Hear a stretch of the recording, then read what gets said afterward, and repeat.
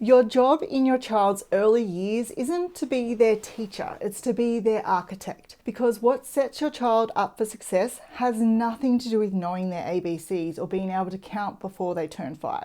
It has everything to do with how their brain is built. And I mean that quite literally. Your child's brain is constructed over time based on their experiences, and it's built from the bottom up. You can kind of think of it like building a house. You don't start with the roof, you start with the foundation, then the frame, then the walls. Your child's brain works exactly the same way. Foundations come first, then frames, then walls. You can think of academic skills like reading and maths as the curtains. They come last. So at this age, it is much more important to focus on the foundations, which is why in this video, I'm going to walk you through the 3 core principles that build those foundations before 5 years of age. This first principle is all about changing the way that you interact with your child in order to ensure that every single exchange forms new neural connections in your child's brain and helps to strengthen them. What we want to do is build those foundational circuits, the ones for seeing, hearing, and early communication, as they form the base layer that everything else is built on. Now, the beauty of this is it's just about adjusting the way that you respond to your child. You don't actually need to do anything extra like use flashcards or sit down every day and do certain activities with them. You can literally build it into every single daily interaction that you have with them. We actually have a name for this as health professionals, and we call it serve and return. And here's how you do it. Your child serves first. Now, a serve is anything they do to get your attention. It could be a look, a babble, a word, or a point. Basically, they're saying, hey, I'm here, or I need something. And then you return that serve. So you might smile back, you might pick them up, or you might look at what they're pointing at and then talk about it. And then they serve again and you return again. And this back and forth interaction continues until they signal to you that they're finished and they're ready to move on. Let me give you an example of what this looks like in real life. You're out for a walk and your toddler points to a dog and you say dog. In that moment, their brain connects that sound to that furry thing with 4 little legs. And then every time they point to a dog and you say dog, that connection gets stronger. Then one day, instead of just pointing, they try to say it themselves and say da. And you respond with yes, dog. And over time, da becomes dog, and now they're talking. And this happened because every time they served, you returned. Now, something important to note here is you don't need to return every single serve, as that would be impossible. You've got to cook dinner, you've got some jobs to do, and sometimes, honestly, you just need a moment to breathe. But whenever you can, do respond, because those little moments are literally building the foundation that will support everything else your child learns. Now, serve and return is what you do with your child.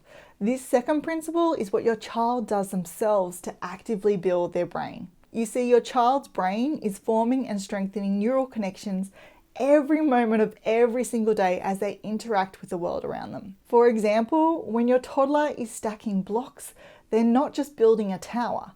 Every time they pick up that block and carefully place it on the top, their hands are learning. How hard do I need to grip this block? When should I let it go? And how do I keep it balanced? And this is creating neural connections in the motor areas of their brain. Then, when that tower starts to wobble and they stop to figure out why, more connections are forming, this time in the thinking areas of their brain. And when it crashes down and they get frustrated, but they reach for that block again and start again, even more connections are forming. They're learning that frustration passes and that they can keep going. And now connections are forming in the emotional regulation areas of their brain. So from a simple pile of blocks, your little one is forming and strengthening neural connections across their brain, developing their motor skills, thinking skills, and emotional skills all at once. And this is brain architecture being built in real time. Now, a really important thing to remember here is that this kind of building happens best through active hands-on play. When they're doing things like using their hands, exploring, manipulating the objects and the environment around them, that's when those neural connections are really forming. This is why it's really important that you encourage your child to play. What I can't stress enough is the importance of, wherever you can, turning off those screens and apps and just giving them simple, age-appropriate toys. things like blocks, balls, containers, or other things that they can manipulate in order to facilitate this development. Another great option is to just let them play outside and explore. There is so much that they can do outdoors that is fantastic for this physical and neural development. Now, there are going to be times when they want you to play with them. And if you are in that position where you're able to take some time and play specifically with them, remember you want to be their play partner, not their teacher. Now, this can be really hard to do, especially when that block tower just keeps falling over and you just want to show them the right way to build it. Or if you're thinking that this is a great opportunity to teach them how to count or quiz them on their colors as you stack the blocks. But do try to resist that urge, because when you jump in with a let's count or what color is this one, you're actually redirecting their play away from what they're interested in. And that breaks that serve and return loop that we just talked about. And as a result, that play starts to feel like work and it stops being fun. And as a result, they stop playing. But when you follow their lead, they play for longer because they're genuinely interested in what they're doing and it's fun. And the more time they spend playing, the more neural pathways they build and strengthen. So whenever you can, follow their lead.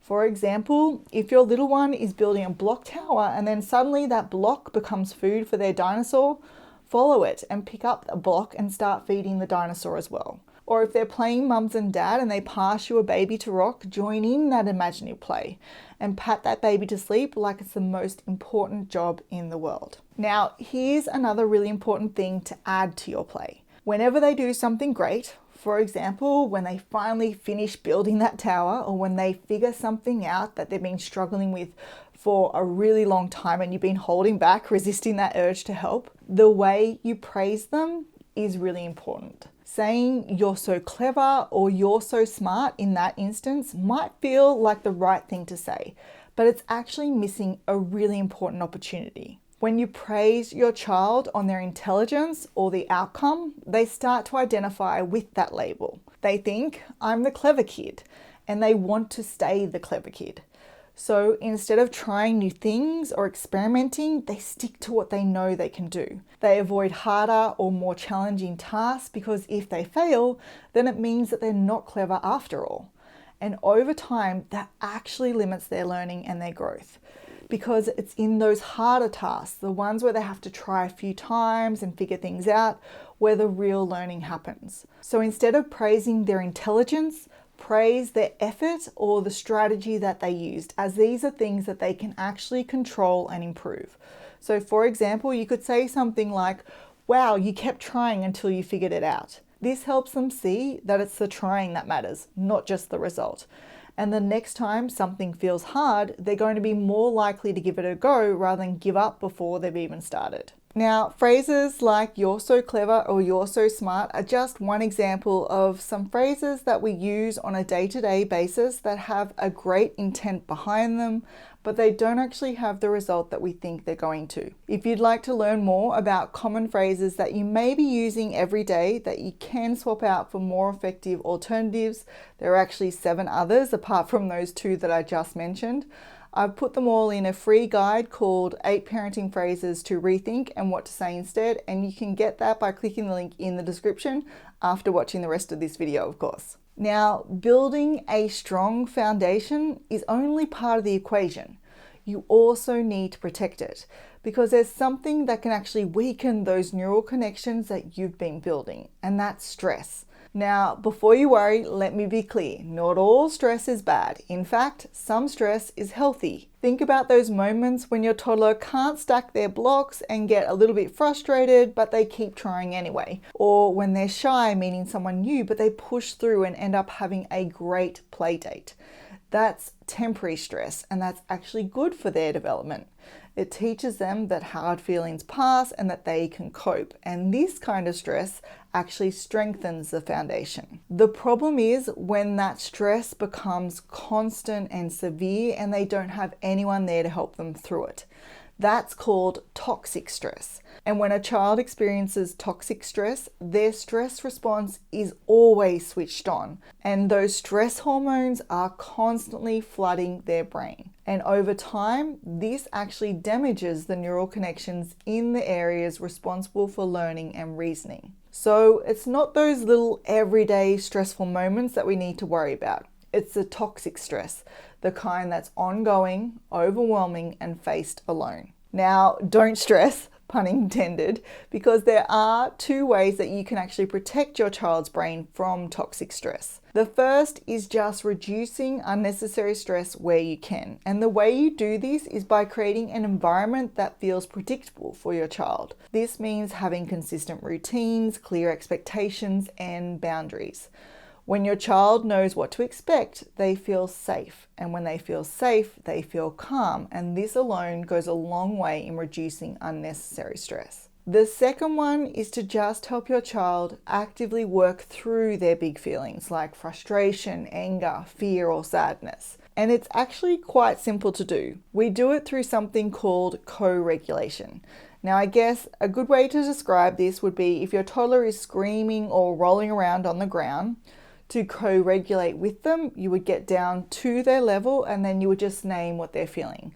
So you might say, I see you're frustrated. And then you don't try to fix it or make it go away. Instead, you stay calm and present and wait. As your calm will help them find their calm. Now, what this does over time is it helps them learn that big feelings are okay. And they also learn to manage their own emotions because you've shown them how in those moments. Doing these things is how you avoid that toxic stress and protect your little one's foundations. But the thing that can get tricky here is what I touched on earlier, which is being present, but not necessarily doing something to fix it. Just being that steady, calm presence can feel really unnatural. But you do need to do that. You need to stop talking. And I know it does sound counterintuitive, but when they're in that heightened state, continuing to try to say things in order to bring them back down can actually make it harder for them to calm down. Now, there's a lot more to it than just that. It's actually an entire video in itself, and that's why I've created another video, which is just here, all about why talking during a tantrum doesn't just fail to help, it actually makes it worse. In it, you'll also learn a really easy approach that you can take. It's very simple, but it will help your child calm down faster while making the whole experience less stressful for everyone. So make sure you watch that one next.